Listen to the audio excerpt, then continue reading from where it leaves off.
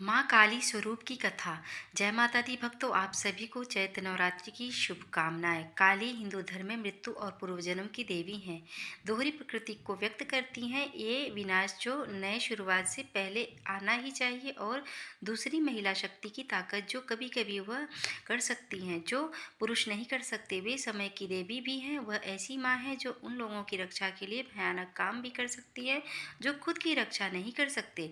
आज से लगभग लाखों वर्ष पहले सतयुग में जब रंभ नाम के असुर की जलती हुई चिता में उसकी पत्नी महिषी कूद पड़ी और खुद की आहुति दे दी, तब उस जलती हुई चिता में से महिषासुर के अलावा रक्त बीज भी बाहर निकला जो कि स्वयं रंभ था। और पिछले जन्म में अग्निदेव के घोर तप के कारण ही वह इस बार पूर्व जन्म लेकर रक्त बीज के रूप में वापस लौटा था। रक्त बीज बेहद चतुर होने के साथ साथ अत्यंत बलशाली भी था। फिर भी वह अपने बल से संतुष्ट नहीं था और इसीलिए वह अमर होने की कामना लेकर जंगल की ओर चल पड़ा और फिर ब्रह्मदेव की तपस्या में लीन हो गया। तपस्या करते करते सैकड़ों वर्ष बीत गए, पर ब्रह्मदेव अब तक प्रकट नहीं हुए। लेकिन रक्तबीज अपने तपस्या से टस से मस नहीं हुआ। वह निरंतर ब्रह्मदेव को प्रसन्न करने के लिए अपने तपस्या में डूबा रहा और आखिर में ब्रह्मदेव को रक्तबीज के सम्मुख प्रकट होना ही पड़ा। जिसके बाद ब्रह्मदेव ने रक्तबीज को उसके गहरे तप से जगाकर अपना वरदान मांगने को कहा।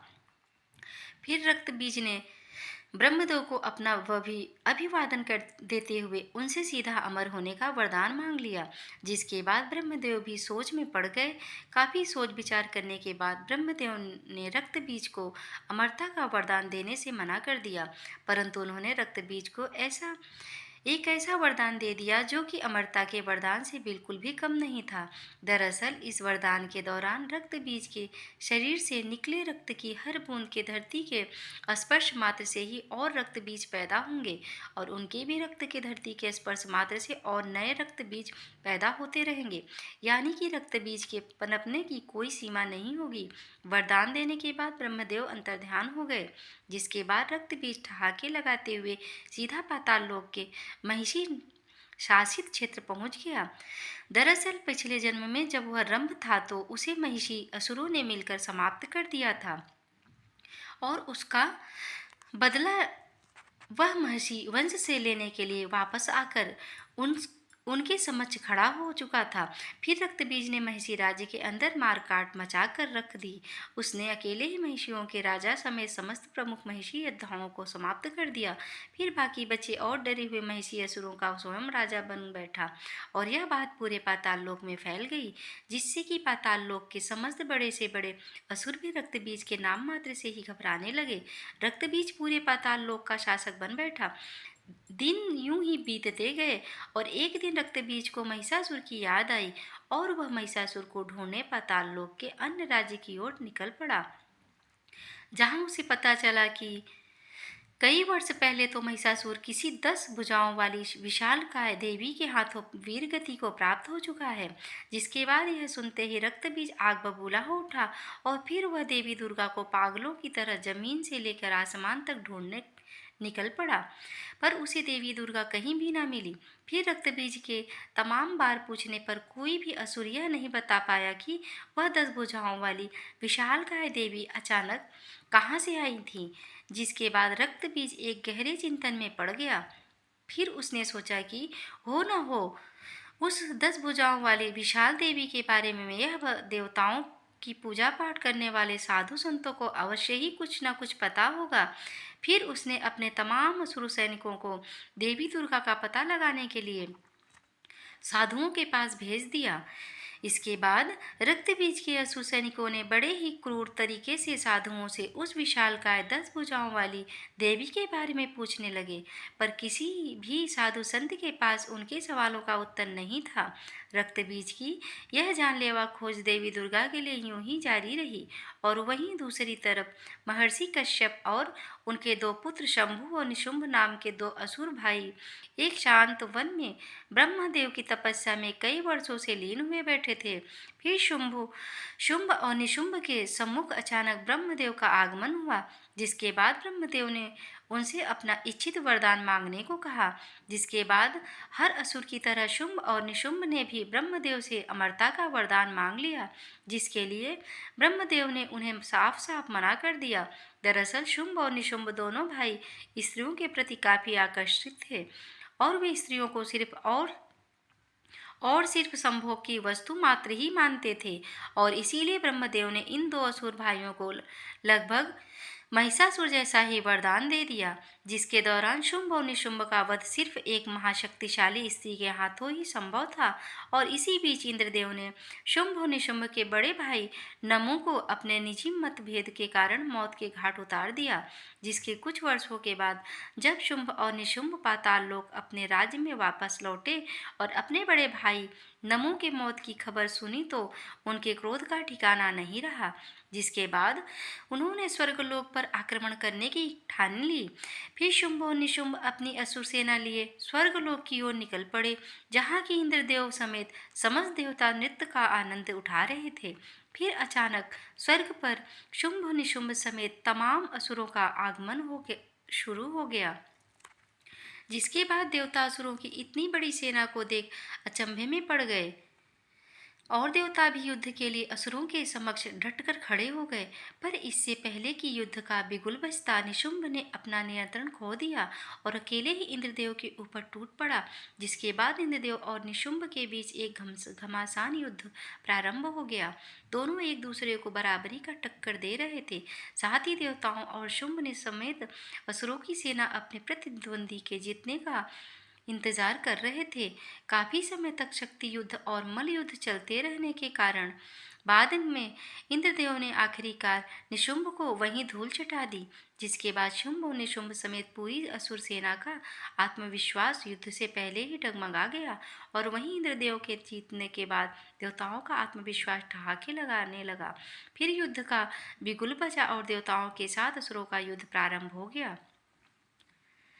इस युद्ध में देवताओं ने खुलकर अपनी शक्तियों को शुंभ और निशुंभ समेत पूरी आसुरी सेना पर बरसाना शुरू कर दिया, जिसमें आसुरी सेना पूरी तरह घायल होने लगी। जिसके बाद शुंभ और निशुंभ ने भी अपने वरदान की ताकतों का इस्तेमाल करना शुरू कर दिया, जिसका देवताओं पर कुछ खास असर नहीं हुआ। यहाँ तक कि देवता असुरों के साथ उपहास करते हुए युद्ध करने लगे थे। शुंभ और निशुंभ समेत पूरी आसुरी सेना देवताओं के समक्ष लाचार नजर आ रही थी। देवता यूं ही ठहाके लगाते रहे और असुर युद्ध को पूरी तरह से हारने की कगार पर आ चुके थे कि अचानक हारे हुए असुरों के पीछे से एक और जोरदार ठहाके लगाने की आवाज आने लगी, जिस पर सभी देवता मौन हो गए और कुछ देर के लिए सोच में पड़ गए। जिसके बाद आगमन हुआ रक्त बीज का, जो कि ठहाके लगाता हुआ हारे हुए तमाम असुरों के अंदर एक उम्मीद जगाता हुआ आगे बढ़ता चला गया और देवताओं के समक्ष आ खड़ा हुआ। उसके मात्र ठहाके लगाने से ही पूरा इंद्रासन कांपने लगा था। साथ ही उसे देख इंद्रदेव समेत सभी देवता भी थर थर कांपने लगे थे। दरअसल रक्त बीज उस समय स्वर्गलोक पिछले जन्म में इंद्रदेव के हाथों मारे गए अपने भाई का बदला लेने आया था। फिर इंद्रदेव ने कुबेर को एक संकेत भेजा, जिसके कुछ क्षण के अंदर ही कुबेर अपने तमाम यक्ष के साथ स्वर्गलोक में प्रकट हुए और फिर सभी देवताओं ने मिलकर रक्त बीज और शुंभ निशुंभ समेत सभी असुरों पर अपनी पूरी क्षमता के साथ टूट पड़े, जिसके बाद एक भयंकर युद्ध प्रारंभ हो गया। इस युद्ध में देवता और असुर दोनों ही बराबरी यहाँ शुंभ और निशुंभ ने तो देवताओं को इस बार कांटे की टक्कर दे रहे थे और वहीं रक्तबीज अकेले ही बड़ी तेजी से पूरे यक्ष का नामो निशान मिटाए जा रहा था।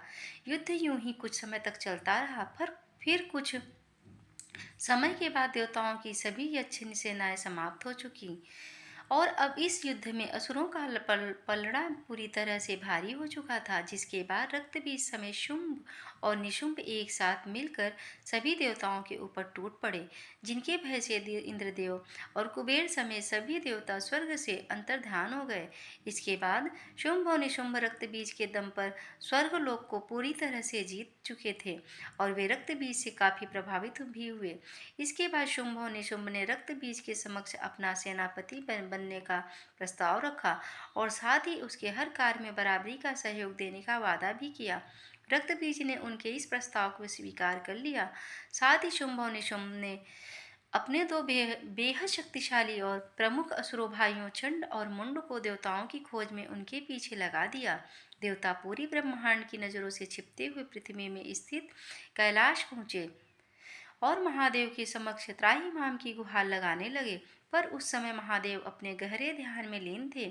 काफी समय तक त्राहिमाम की गुहार लगाने के बावजूद भी महादेव तो अपने ध्यान में ही लीन रहे।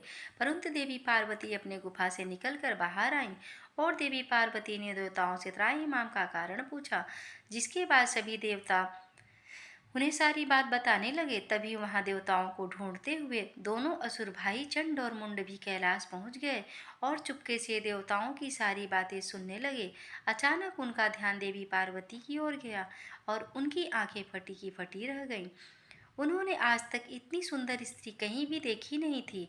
उनका पूरा ध्यान देवताओं से हटकर सिर्फ देवी पार्वती की ओर केंद्रित हो गया। फिर वे कैलाश से भागते हुए स्वर्गलोक अपने स्वामी शुंभ और निशुंभ के समक्ष जा पहुँचे और उनके समक्ष देवी पार्वती की सुंदरता की व्याख्या करने लगे। इतना सुन शुंभ और निशुंभ देवी पार्वती को स्वर्ग की रानी बनाने का ख्वाब देखने लगे, जिसके बाद उन्होंने चंड और मुंड को देवी पार्वती के समक्ष शुंभ और निशुंभ से विवाह कर स्वर्गलोक की रानी बनने का प्रस्ताव ले जाने को कहा। साथ ही ये यदि देवी पार्वती उनके प्रस्ताव को ठुकरा दें तो उन्हें बलपूर्वक स्वर्ग लाने का भी जिम्मा सौंपा। इसके लिए शुंभ और निशुंभ ने कैलाश के देवताओं की स्थिति को ध्यान में रखते हुए चंड और मुंड को लगभग 1 लाख असुर सैनिकों के साथ कैलाश के लिए रवाना कर दिया। यहाँ देवी पार्वती समस्त देवताओं को दोबारा से युद्ध करने की रणनीति समझा रही होती हैं कि अचानक वहां चंड विराट आसुरी सेना आ धमकी है और शिवगणों को परास्त कर आगे बढ़ते हुए महादेव के पवित्र स्थल में आ खड़े होते हैं, जिन्हें देख देवता क्रोध से भर जाते हैं। पर देवी पार्वती तत्काल ही देवताओं को शांत करा देती हैं। फिर चंड और मुंड आगे बढ़कर देवी पार्वती के समक्ष शुंभ और निशुंभ का प्रस्ताव रखते हुए देवी पार्वती को स्वर्ग चलने की बात कहते हैं, जिस पर देवी पार्वती अत्यंत ही क्रोधित हो उठती हैं और चंड और मुंड को अपनी विराट सेना लेकर वापस लौट जाने के लिए बोलती हैं। यह सुन चंड और मुंड देवी पार्वती को अशब्द सुनाने लगते हैं, जिसे सुन वहां खड़े देवताओं के भी पांव खड़े हो जाते हैं। देवी पार्वती अत्यंत ही क्रोधित होती हैं और यह सब शब्द देवी दुर्गा भी अपने देवी लोक में बैठे बैठे सुन रही थीं और प्रचंड रूप से क्रोधित हो रही थीं। चंड और मुंड देवी पार्वती को सीधे तरीके से न चलने पर केस पकड़कर घसीट कर ले जाने की बात कहने लगे, जिसके बाद देवी दुर्गा से अपने अवतार देवी पार्वती का यह अपमान सहन नहीं हुआ।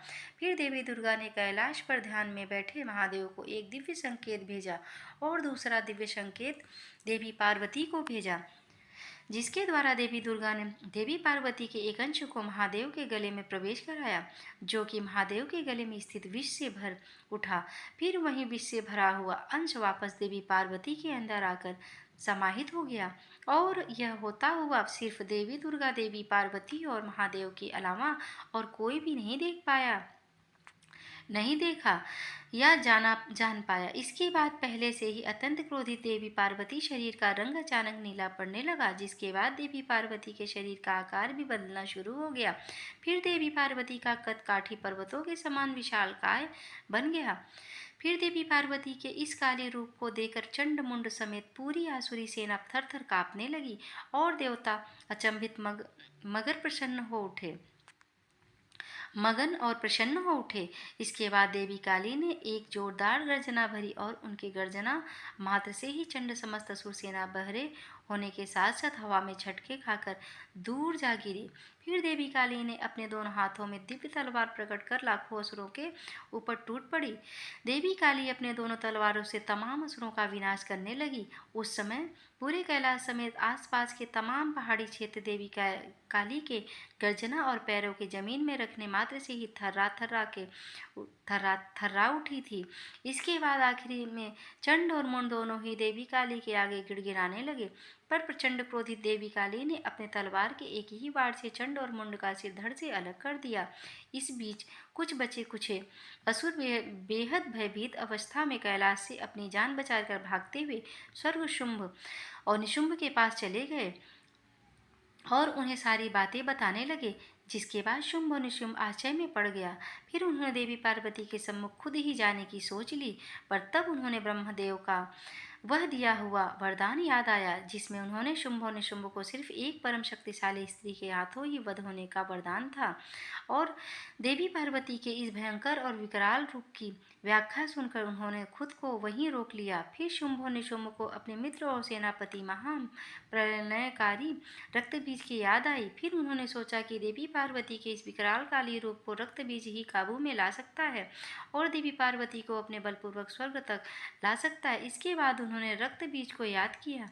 फिर कुछ क्षण के बाद रक्त बीज शुंभ और निशुंभ के सम्मुख प्रकट हुआ और उसे स्वर्ग बुलाने का कारण पूछा, जिसके बाद शुंभ और निशुंभ ने रक्त बीज को सारी बात बताई और रक्त बीज के सम्मुख प्रचंड क्रोधित देवी पार्वती को काबू में कर स्वर्गलोक तक लेकर आने का प्रस्ताव रखा। जिसके बाद देवी पार्वती के इस भयंकर और विशाल काली रूप की व्याख्या सुनकर रक्तबीज को देवी पार्वती पर संदेह हुआ और उसने सोचा कि अब शायद उसकी वर्षों की तलाश यहीं खत्म हुई। जिसके बाद रक्तबीज ने शुंभ और निशुंभ के इस प्रस्ताव को आसानी से स्वीकार कर लिया और निकल पड़ा कैलाश की ओर। यहाँ कैलाश में देवी काली शांत होते हुए देवी पार्वती के रूप में वापस आ रही होती हैं कि अचानक कैलाश में रक्त बीज का आगमन होता है, जिसको देख सभी देवता डर से थर्रा उठते हैं और रक्त बीज ठहाके लगाता हुआ देवी पार्वती के सम्मुख चला आता है।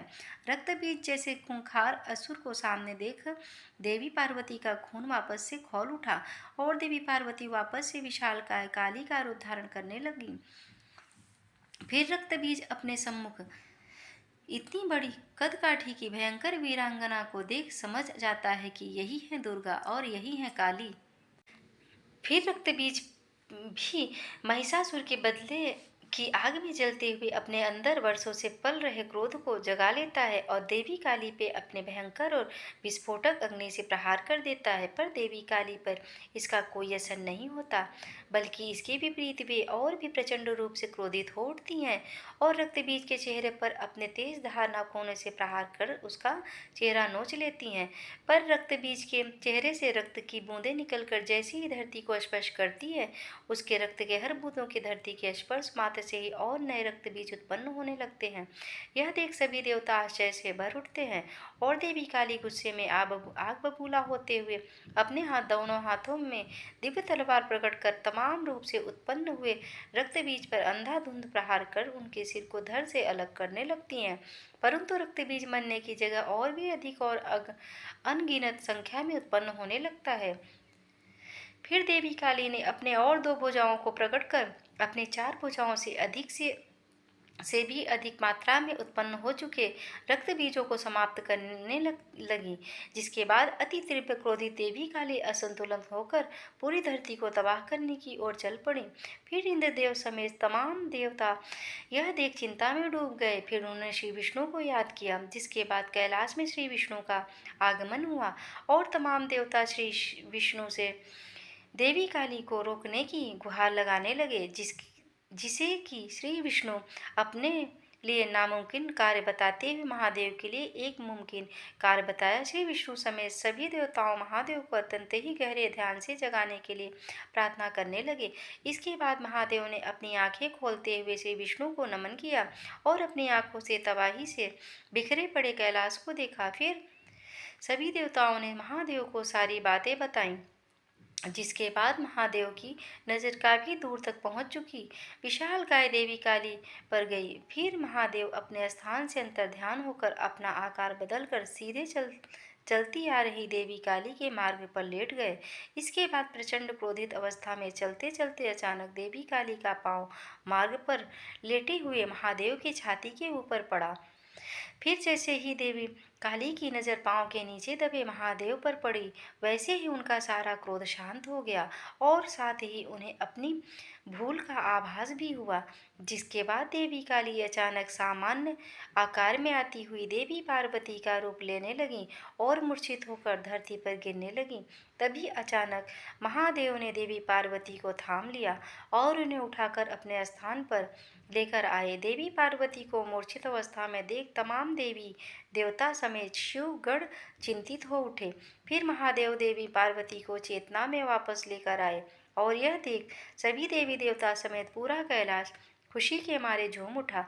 पर काली अवतार धारण करने के कारण देवी पार्वती का रंग रूप काला पड़ चुका था, जिससे देवी पार्वती परेशान रहने लगी थी। फिर महादेव ने देवी पार्वती को महा ब्रह्मदेव की तपस्या करने की सलाह दी, जिसके बाद देवी पार्वती कैलाश के शिव स्थान से काफी दूर जाकर किसी और पर्वत की चोटी पर बैठकर ब्रह्मदेव की तपस्या में लीन हो गई। देवी पार्वती कुछ वर्षों तक यूं ही ब्रह्मदेव की तपस्या में लीन रही।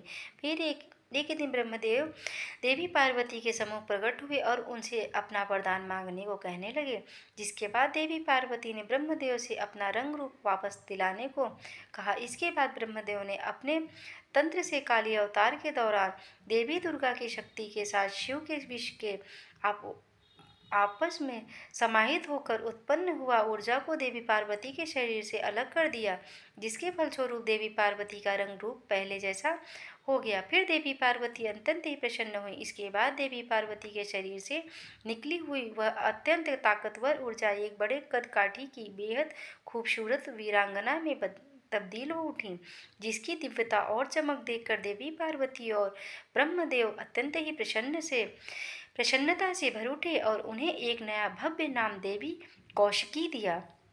साथ ही ब्रह्मदेव ने देवी कौशिकी को इसी चोटी में शुंभ और निशुंभ नामक दो असुर भाइयों के आने तक ध्यान मग्न रहने की आज्ञा दी।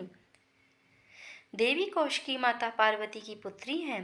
वे महादेवी की योद्धा और कुंवारी शक्ति हैं। कौशिकी को अंबिका, महासरस्वती या चंडिका भी कहा जाता है।